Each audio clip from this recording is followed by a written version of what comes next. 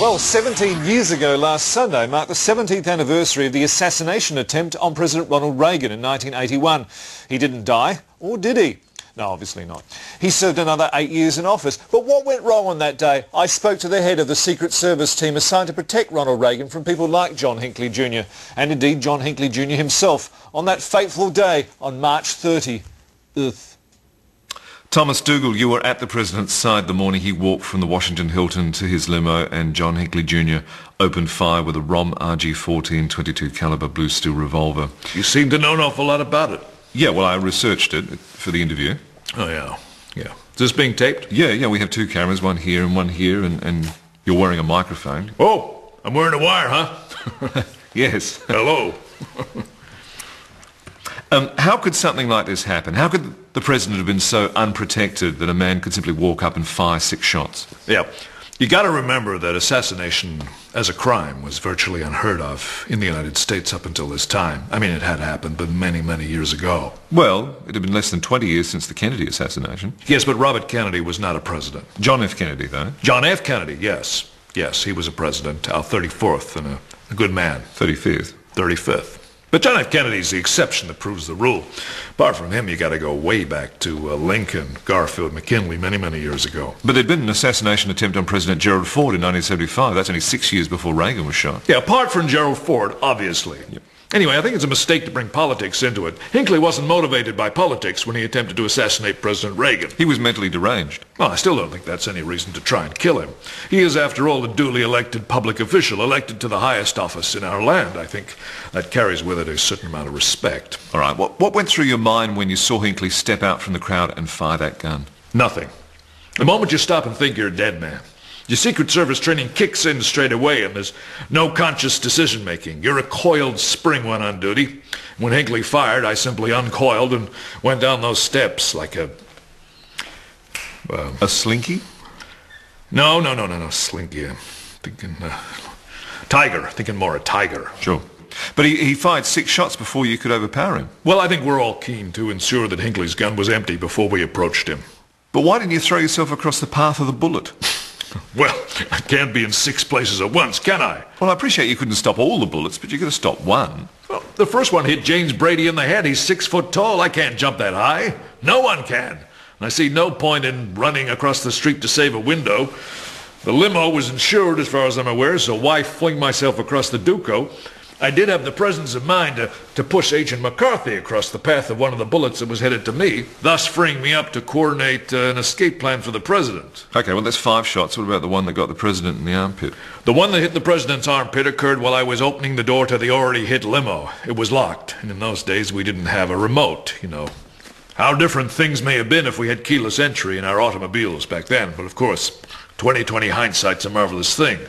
You know, if only Kennedy had been wearing a crash helmet. If only Lincoln had been encased in lead. I mean, we can play these games all day. Well, of course, President Reagan did survive, and he went on to serve 2 terms. That's right.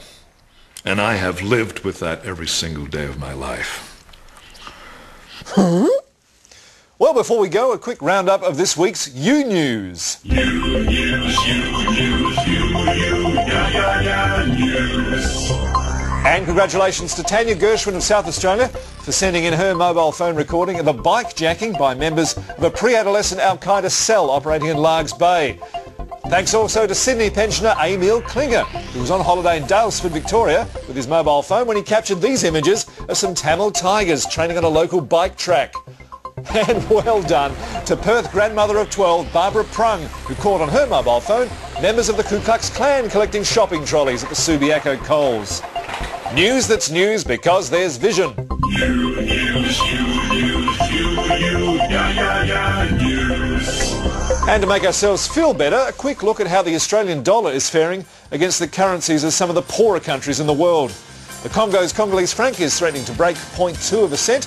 Malawi's kwacha is up 0.003% to 0.7 of a cent thanks to the continuing subprime crisis. The Somalia shilling steady at 0.07 of a cent, while the Comoros franc has surged 1/1000th of a point in the last week to a 12-month high of 0.03 of a cent. So, those are the countries to exploit if you're thinking of holidaying in other people's misery. Okay, quick look at the newspaper headlines for tomorrow. The New York Times leading with its chin there. San Francisco Examiner telling people what to believe, and Cosmopolitan really putting the cat among the pigeons. Well, a final thought, something to muse on until next we meet. A comma causes you to take a much shorter pause than a coma, yet it is one letter longer.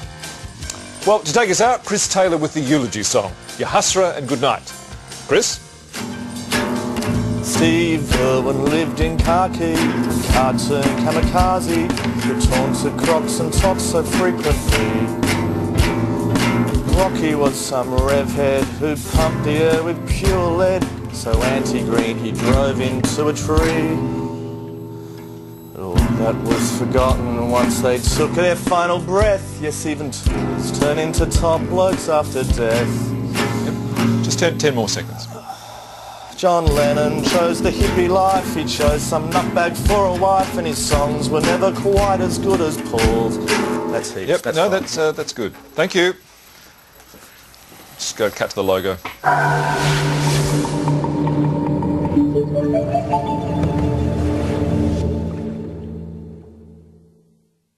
Hi, Sean McAuliffe. Me, not you. I just thought I'd save time by leaving out the I'm.